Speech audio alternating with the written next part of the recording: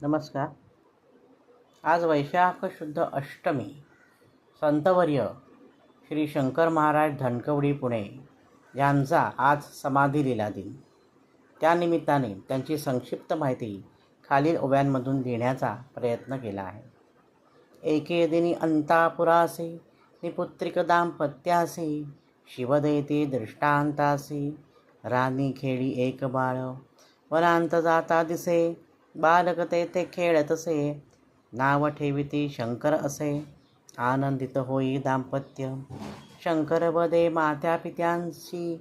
पुत्र होईल तुम्हासी मी जातो माझ्या मार्गासी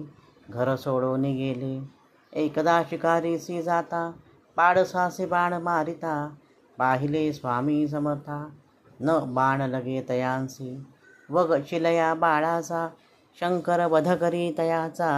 वार करी तलवारीचा नावधादाने बालकावरी तेव्हा स्वामी अवतरले मृत बाळासी जिवंत केले शंकरासी उपदेशिले मस्तकी ठेविला हस्त अजानुबाहू दोन्ही कर अष्टावक्र असे शरीर तीक्ष्ण भेदक नजर शंकर महाराजांची दाढी केस वाढलेले शुभ्र धोतर नेसलेले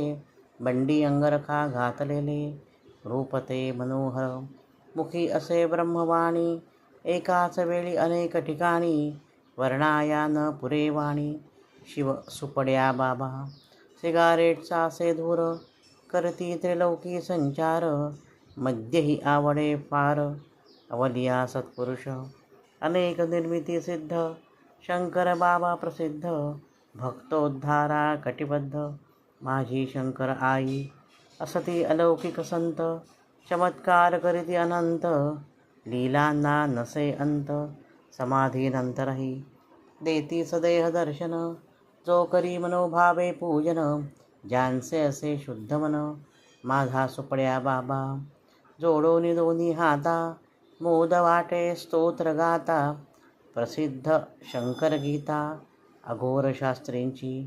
तयांना आवडे अंक 13 सब कुछ तेरा कुछ नहीं मेरा असे म्हणती महाराज. अनेक भाषा अवगत अनेक भक्त परदेशांत वय 150 अधिक असत समाधीचे वेळी वैशाख शुद्ध अष्टमी ढेकणे मामा मामी यांच्या घरी शंकर स्वामी करीती समाधी लीला धनकवडी पवित्र स्थान समाधी घे योगी महान प्रसन्न मूर्ती दिसे छान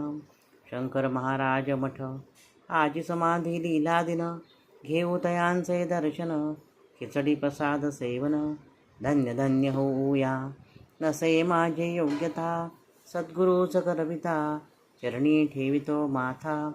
वैभवाचे नमन. लेखन